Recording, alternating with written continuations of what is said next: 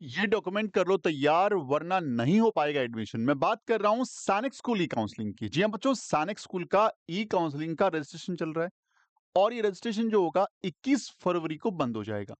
उसके बाद रिजल्ट आएगा और रिजल्ट के बाद आपकी first round of counselling start हो जाएगी जो प्योरली ऑनलाइन होगी और उसके अंदर बहुत सारे स्टेप्स को फॉलो करेंगे। लेकिन जब फर्स्ट राउंड ऑफ काउंसलिंग खत्म होने के बाद उसका रिजल्ट डिक्लेयर होगा और जो भी बच्चे सक्सेस होंगे यानी जिनका नंबर आएगा किसी न किसी स्कूल में, उन बच्चों का अगला जो स्टेप होता है वो होता है मेडिकल एंड डॉक्यूमेंट वेरिफिकेशन। और मैंने पिछली बार और पिछली बार दोनों टाइमिंग में ऐसे कई पेरेंट्स देखे हैं जो एकदम लास्ट मोमेंट में जाकर के अवेयर होते हैं डॉक्यूमेंट्स के बारे में और उनको बेसिकली पता ही नहीं होता कि डॉक्यूमेंट को पहले से तैयार करना होता है क्योंकि हर डॉक्यूमेंट इंस्टेंट नहीं बनता। और वो बच्चे जिन्होंने पिछले 1 डेढ़ साल से तैयारी करी और अब वो सिर्फ कुछ मात्र डॉक्यूमेंट की वजह से स्कूल से बाहर आ रहे हैं और उनकी जगह वो बच्चा जा रहा है जिसके नंबर उस बच्चे से कम हैं। तो ऐसी गलती आप ना करें, वीडियो को एंड तक देखें और सारे डॉक्यूमेंट को आज से ही अरेंज करना स्टार्ट करें ताकि लास्ट में होच-पोच नहीं होना पड़े, लास्ट में आपको यहाँ-वहाँ भागना नहीं पड़े और आपकी सारी चीज़ें टाइम टू टाइम आपके पास पहुँच जाए। चलिए बात करेंगे तो डॉक्यूमेंट की जो लिस्ट है वो हमें एआईएसएससी की वेबसाइट के ऊपर ही मिल जाएगी। करना क्या है उसके लिए, हमें इस साइट पे आना है और साइट पे आने के बाद काउंसलिंग प्रोसेस है उसके अंदर लिस्ट ऑफ डॉक्यूमेंट्स पे क्लिक करना है। जैसे ही क्लिक करेंगे तो नीचे लिस्ट ऑफ डॉक्यूमेंट हमें देखने को मिल जाएगी और यहीं से हम स्टार्ट करते हैं। सबसे पहला डॉक्यूमेंट है एडमिट कार्ड। और मैंने एडमिट कार्ड का जब वीडियो बनाया था मैंने आपको बताया था कि एडमिट कार्ड के 5-10 फोटोकॉपी करके रख लो क्योंकि ये बार-बार चाहिए होगा। आप मेडिकल कराने जाएँगे, ये चाहिएगा। डॉक्यूमेंट वेरिफिकेशन ये चाहिएगा। उसके बाद भी कोई स्टेप होता है तो ये आपको 100% चाहिए। तो एडमिट कार्ड यदि आपने उसकी फोटोकॉपी नहीं कराई तो अब उसकी फोटोकॉपी करा लो। पीडीएफ पड़ा है तो प्रिंट निकाल लो, अब भी 5-7 फोटोकॉपी करा के रख लो। पहला इंपॉर्टेंट जो है वो ये डॉक्यूमेंट आपको रखना है। दूसरा स्कोर कार्ड, ये अभी आया नहीं है। जब रिजल्ट आएगा तो रिजल्ट में एक स्कोर कार्ड पब्लिश करता है एनटीए, उसका प्रिंट आउट निकाल के रखना है और उसके भी 4-5 प्रिंट निकाल के रख लो क्योंकि वो स्कोर कार्ड भी आपको आने वाले सारे स्टेप्स के अंदर रिक्वायर्ड रहेगा। तो उसके भी आपके पास डेफिनेटली जो हैं प्रिंट आउट्स होने चाहिए बेसिकली। क्लियर है? अगली इंपॉर्टेंट चीज क्या है? अगला है provisional admission letter from AISSAC 2026। यानी जब काउंसलिंग के रिजल्ट्स आएंगे और किसी बच्चे का पर्टिकुलर स्कूल में सिलेक्शन होगा तो वो स्कूल एक लेटर भेजेगी कि श्रीमान आपका सिलेक्शन हमारे यहाँ हो गया है, ये हम लेटर आपको दे रहे हैं, आप इसकी बिहाफ पे हमारे पास आइएगा। वो लेटर मेल के थ्रू पहुंचेगा या फिर जो AISSAC की वेबसाइट है उसके अंदर लॉगिन करना है और लॉगिन करके वहां पे आपका जो प्रोफाइल है उस प्रोफाइल के अंदर वहां से इस प्रोविजन लेटर को डाउनलोड किया जा सकेगा। तो ये थर्ड डॉक्यूमेंट है जो अभी आना बाकी है। इन दोनों के लिए चिंतित होने की जरूरत नहीं, ये भी आए ही नहीं है। थर्ड है आईडी प्रूफ। अच्छा, आईडी प्रूफ किसका? Government issued ID proof student का, फादर का और मदर का। और फादर मदर की बजाय गार्जियन भी हो सकता है जिसके अंदर कंटेनिंग एड्रेस प्रूफ और वो भी ओरिजिनल होना चाहिए। जो एड्रेस आप फॉर्म में परमानेंट एड्रेस में भरे हैं उससे मैच करना करता हुआ आईडी प्रूफ होना चाहिए, बच्चे का भी और फादर मदर या गार्जियन का भी। ये बहुत जरूरी चीजें हैं। बाद में इसके लिए होच पोच होकर भागते रहें बजाय इसके अभी से तैयार करने। एड्रेस में कहीं कोई प्रॉब्लम है तो उसको रेक्टिफाई कर लें। आपने जो फॉर्म भरा था उसका प्रिंट आउट आपके पास होगा, उससे आप मैच करा लें। कुछ भी गलतियां हैं उसको सुधार लें, सही कर लें और अपने डॉक्यूमेंट को रेडी कर लें। अगला इंपॉर्टेंट डॉक्यूमेंट है बच्चे का बर्थ सर्टिफिकेट। और बर्थ सर्टिफिकेट जो लोकल अथॉरिटी है वो आपको देती है और उसके अंदर सारी डिटेल चेक कर लें। बच्चे का नाम, फादर नेम, मदर नेम और डेट ऑफ बर्थ वही डेट ऑफ बर्थ सब जगह चल रही है क्या या कहीं चेंजेस हैं तो उसको रेक्टिफाई करा के उसको सही करें। जैसा रिक्वायर्ड आपने फॉर्म में भरा था उसके अकॉर्डिंग होना चाहिए। ये आपका जो है फिफ्थ डॉक्यूमेंट हो गया। सिक्स्थ डॉक्यूमेंट वैसे कोई डॉक्यूमेंट नहीं है, वो इंस्टेंट तैयार किया जा सकता है।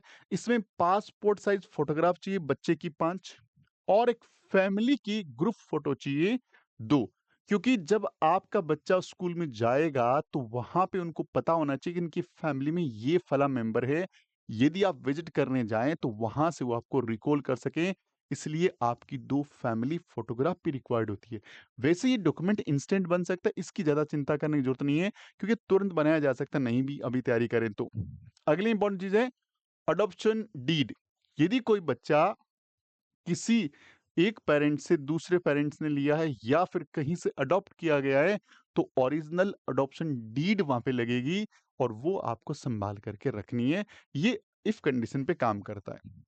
चेकलिस्ट ऑफ पेरेंट्स यानी एक चेकलिस्ट जिसके अंदर आपको सारे डॉक्यूमेंट की लिस्ट है, यहाँ से डाउनलोड किया जा सकता है उसको और उसमें देखना है कि अच्छा ये डॉक्यूमेंट आ गया, yes yes yes no yes no, तो वो चेक लिस्ट भी आपको डॉक्यूमेंट के ऊपर लगा के ले जानी है ताकि वहां पे वो वेरीफाई कर पाए और आपकी चीजों को देख पाए कि सही ढंग से है या नहीं। मेडिकल फिटनेस रिपोर्ट यानी मेडिकल रिपोर्ट यानी मेडिकल टेस्ट वाला जो लास्ट वाला जो रिजल्ट मिलता है इसको मेडिकल फिटनेस सर्टिफिकेट या मेडिकल फिटनेस रिपोर्ट बोलते हैं। ये कब मिलेगी? जब आपका मेडिकल हो जाएगा। पहले काउंसलिंग होती है, वहां बच्चे का नंबर आता है, जैसे ही बच्चे को स्कूल मिलती है वो स्कूल उसका मेडिकल करवाती है, वहां से मेडिकल सर्टिफिकेट या मेडिकल रिपोर्ट मिलती है। वो आपको डॉक्यूमेंट वेरिफिकेशन कराने के लिए डॉक्यूमेंट्स के साथ लेके जाना होता है, वो हॉस्पिटल से मिलेगा आपको। इसकी भी चिंता आपको ज़्यादा करनी नहीं। इसकी चिंता यहाँ से करना स्टार्ट करनी है कि स्टडी सर्टिफिकेट बनवाना है, जिस स्कूल में बच्चा पढ़ रहा है उसके हेडमास्टर से या प्रिंसिपल से। अगला कास्ट सर्टिफिकेट बहुत इंपॉर्टेंट है। ये ओरिजिनल वो चेक करेंगे। अगर आपकी कैटेगरी में कहीं भी अब भी कुछ रेक्टिफिकेशन करना है तो अब जब रजिस्ट्रेशन हो रहा है वहां पे आप अपनी कैटेगरी में चेंज कर सकते हैं।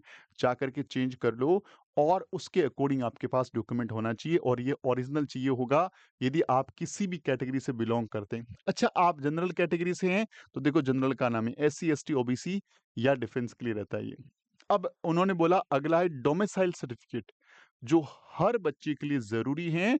इससे आपका जो है स्टेट डिसाइड होता है और उससे आपको होम स्टेट और अदर सिटी का नहीं स्टार्ट होती है। अगला इंपॉर्टेंट डॉक्यूमेंट क्या है? Service certificate. सर्विस सर्टिफिकेट जो बच्चे जिनके फादर या मदर डिफेंस में हैं, चाहे वो आर्मी नेवी एयरफोर्स किसी में हो, उनको अपने फादर मदर से सर्विस सर्टिफिकेट मंगाना है और यदि वो रिटायर्ड हो गए तो PPO सर्टिफिकेट आपको लेके जाना है। ये जो रिटायर्ड है उनके पास पहले से अवेलेबल रहता है, उसको सिर्फ चेक करके संभाल के रख लो। और यदि आपके सर्विस में फादर मदर हैं तो उनको उनका CO जो है, उनके जो हेडक्वार्टर हैं जहाँ की ड्यूटी है वो लोग बना देंगे, तो वो आपका बन जाएगा, वहां से कोई दिक्कत नहीं है। अगला है इनकम सर्टिफिकेट। आपको इनकम, जो लोग गवर्नमेंट में हैं, उनका सर्टिफिकेशन तो गवर्नमेंट दे ही रही है। जो लोग प्राइवेट जॉब में हैं, उनको अपना इनकम सर्टिफिकेट बना के लेके जाना है और इनकम सर्टिफिकेट को प्रॉपर नॉर्म्स के अकॉर्डिंग और सही जानकारी के साथ बनाएं। ऐसा नहीं है कि आप सही इनकम कम इनकम दिखाने से वहां फीस का फायदा मिलेगा। यदि आप बिल्कुल कम इनकम दिखाएंगे तो हो सकता है कि वो आपको रिजेक्ट भी करें कि भाई आपके पास इतना फंड ही नहीं है और हमारे स्कूल की फीस इतनी है। तो वही लिखें जो आपकी ऑथेंटिफाइड है और सही ढंग से उसको तैयार करें और कोई भी डेटा हाइड ना करें, क्योंकि हाइड करने से हो सकता है एक बार आपका सिलेक्शन हो जाए लेकिन वहां जाके बच्चे को सफर करना पड़ सकता है। कई बार मेडिकल रिपोर्ट में बहुत सारी हाइड हम करने की कोशिश करते हैं लेकिन बाद में हमें उसको पे ऑफ करना पड़ता है, क्योंकि बच्चे को उस मेडिकल टेस्ट के अकॉर्डिंग फिट होना जरूरी है, क्योंकि सैनिक स्कूल की पूरे दिन की जो प्रक्रिया है वो उसी ढंग से डिजाइंड है। तो बच्चा यदि वहां पे कुछ हाइड करके चला गया तो आपका बच्चा भी सफर करेगा बाद में और हो सकता है उसको बीच में लौट के आना पड़े। तो ये था अब तक के इस वीडियो में। इतने सारे डॉक्यूमेंट्स आप तैयार कर लें ताकि बाद में आपको पछतावा ना हो। और आप अगले साल के लिए सैनिक स्कूल की तैयारी करना चाहते हैं तो डैशबोर्ड नंबर पे कम्युनिकेट कर लें। और इस चैनल पे ऐसे हजारों वीडियोज हैं जो सैनिक स्कूल, राष्ट्रीय military school, Navodaya school, UPSC, RIMC और आपका गुरुकुल कुरुक्षेत्र, इन सब की तैयारी के लिए केवल और केवल द गुरुकुल इंस्टीट्यूट का ऐप प्ले स्टोर से इंस्टॉल कर लें और अपनी रिक्वायरमेंट के अकॉर्डिंग कोर्स को स्टार्ट कर दें। Thank you very much. जय हिंद, जय भारत, वंदे मातरम।